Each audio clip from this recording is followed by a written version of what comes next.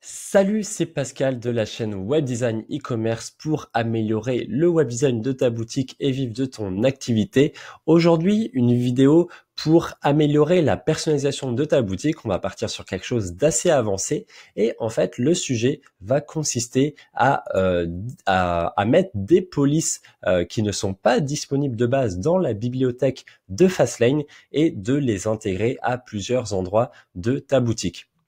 Donc une petite remise voilà dans le bain.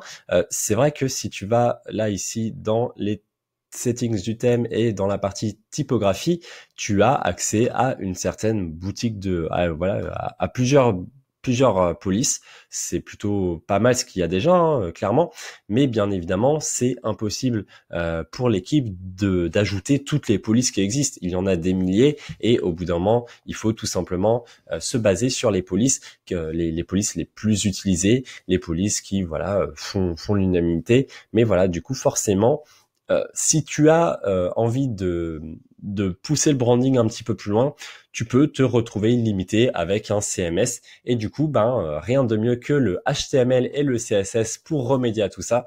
Et du coup c'est ce que je vais te montrer dans cette vidéo.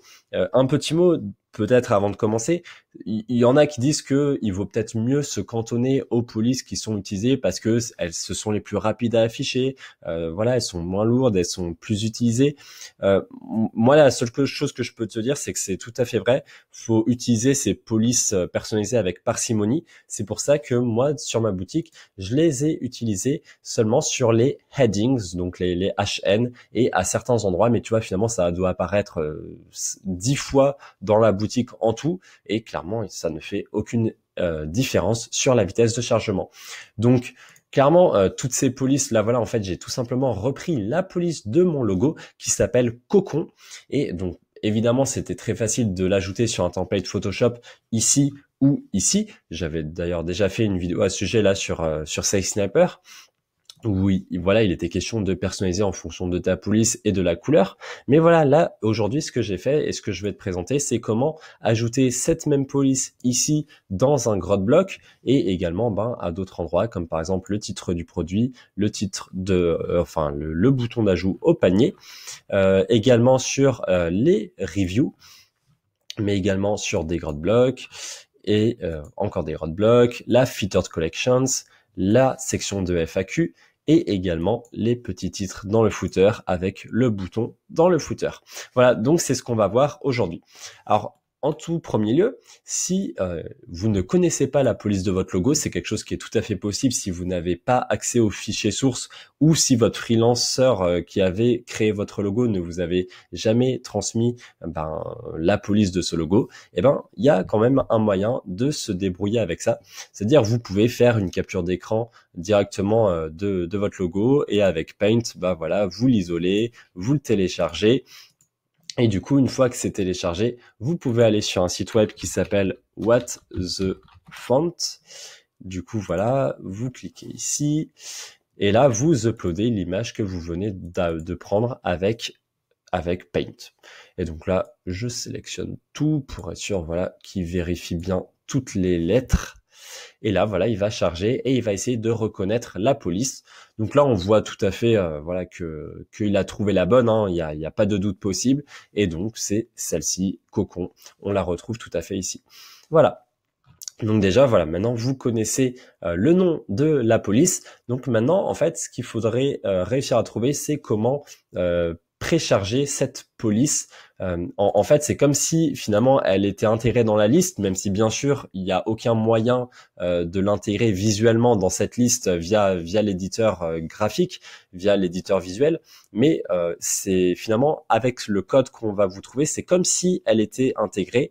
Et ensuite, il sera question de faire du CSS pour appliquer aux bons éléments la police qu'on souhaite, la police Cocon qu'on souhaite ajouter.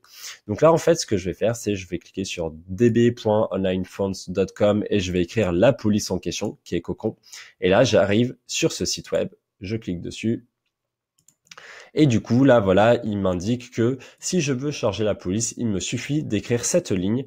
et du coup il me dit de la mettre dans la section, la head section de la web page. Donc ça c'est quand vous entrez par exemple dans le code de Fastlane, et vous pouvez souvent ajouter du code par rapport à ça.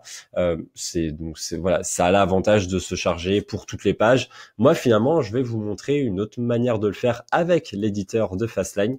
Je trouve finalement c'est plus facile, ça, et en plus comme il y a les mises à jour de Fastlane, j'ai pas forcément envie de réintégrer ce code à chaque fois, mais voilà, sachez que vous pouvez tout à fait intégrer ça dans le code si vous préférez pas vous embêter et le glisser à plusieurs endroits de l'éditeur, mais voilà, ça aura le désavantage de ne jamais être permanent avec les mises à jour de Fastlane. Donc moi je vais vous montrer comment faire avec l'éditeur. Donc en tout cas retenez bien cette ligne, c'est une ligne là voilà que j'ai ajoutée là juste ici. Je vais vous expliquer un petit peu ensuite le template, ce que j'ai fait exactement. Mais voilà. Donc ici, on va revenir sur la page d'accueil. Donc là, sur la page d'accueil, il va falloir donc, pour chaque page en fait, il va falloir indiquer que il va falloir précharger cette police sur cette page. Donc là, en fait, on va pas faire beaucoup de pages, hein, on va faire juste la home page, qui est donc la page d'accueil et qui fait du coup 95% du taf, surtout pour un site monoproduit. Je vais également vous montrer comment l'intégrer dans une collection page et une product page. Voilà, donc page collection, page produit, comme ça, voilà, vous aurez vraiment tout. Donc d'ailleurs, c'est vraiment comme ça que j'ai créé le fichier. Je vous montre, voilà, custom CSS. Je charge tous les sélecteurs et tous les sélecteurs, tous les endroits où je l'ai intégré là, ce que je vous ai montré au début, je les ai tous ajoutés, voilà, virgule par virgule. Et j'ai ajouté les sélecteurs et j'ai appliqué la police en question. Donc on voit bien le cocon. Et ensuite, là, je vous montre ensuite dans la home page qu'est-ce que j'ai fait, dans la collection page et dans la product page. Voilà, tout simplement. Donc, dans le custom CSS, on va commencer peut-être par ça au tout début, puisque c'est la partie la plus générale. Custom CSS, c'est donc ici que vous intégrez vos identifiants. Donc, pour retrouver les sélecteurs sur lesquels vous souhaitez appliquer la police en question, c'est très simple. Vous faites un petit F12, cliquez sur la petite flèche, vous glissez sur l'élément, et du coup, là, voilà, bon, de toute façon, là, je l'ai écrit H1 cocon, mais admettons, là, voilà, si je veux le mettre sur le produit, là, voilà, c'est product info H2. C'est le H2 dans la page d'accueil parce que le produit est intégré via une section, et ceci est mon H1, mais dans une page produit, le titre du produit sera mon H1. Donc pour ça, là, je l'ai déjà planifié. J'ai mis product info H1, mais le H2, c'est pour la page d'accueil.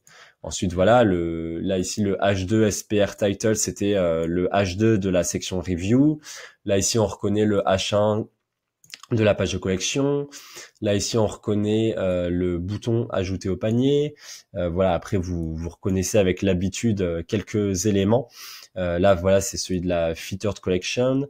Mais voilà, après la section H2.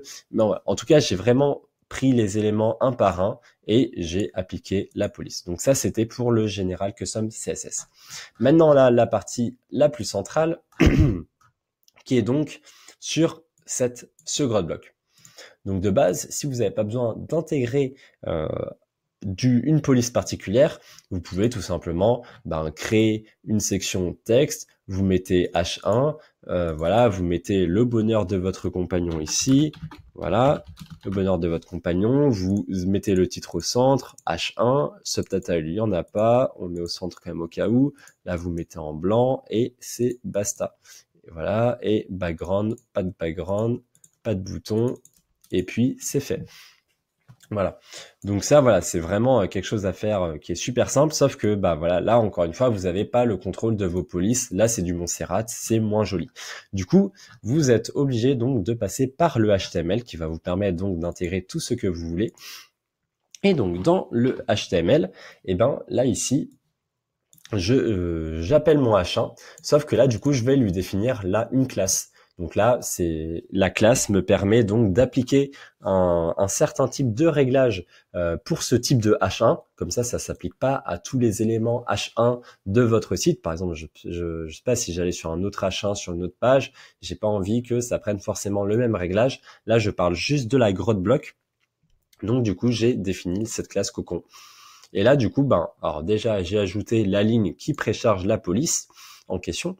Et là, en fait, j'ai une petite section qui me permet d'intégrer du CSS. C'est super intéressant de faire ça. Alors, de base, vous pourriez tout à fait me dire, oui, mais là, tout le CSS qui est écrit en bleu, tu peux l'ajouter dans le custom CSS, et c'est vrai, mais ça vous permet d'avoir directement accès aux réglages CSS que vous avez appliqués pour ce h1.cocon, qui est ici. Et du coup, ben, je vois tout en un seul coup d'œil. Et là, qu'est-ce que j'ai fait? J'ai dit pour tous les H1, H2, H3 cocons, donc qui seraient dans mes grottes blocs, et ben je veux non seulement la police en question, mais je veux également du texte en blanc, le texte centré et voilà un font weight, c'est-à-dire le poids de police qui est du coup pas en gras mais en normal quoi, tout simplement. Et ensuite voilà, j'ai même profité pour ensuite pour les H4 par exemple, les H4 c'est les éléments qui sont tout en bas là et juste ici. Pour eux, je leur ai dit, alors déjà, j'ai pas défini de classe pour les H4 parce que ce sont les seuls H4 que les seuls headings, les titres 4 que j'ai sur ma boutique. Donc de toute façon, il n'y a pas de confusion possible. Mais si c'était pas le cas, ben effectivement, j'aurais dû mettre H4.cocon. Mais en tout cas, là, voilà, c'est H4. Du coup, je leur ai dit, là, en fait, j'ai pas envie que vous écriviez en blanc puisqu'ils sont sur un fond blanc. J'ai pas envie qu'ils soient centrés parce que s'ils étaient centrés, ça ferait un effet un petit peu plus bizarre. Mais là, moi, ça me va très bien aligné à gauche. Et du coup, j'aurais juste dit, j'applique la police juste ici. Voilà.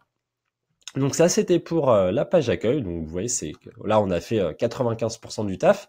Maintenant, voilà, je voulais juste aller un tout petit peu plus loin et vous montrer également comment vous pouvez également le faire en collection page et en product page.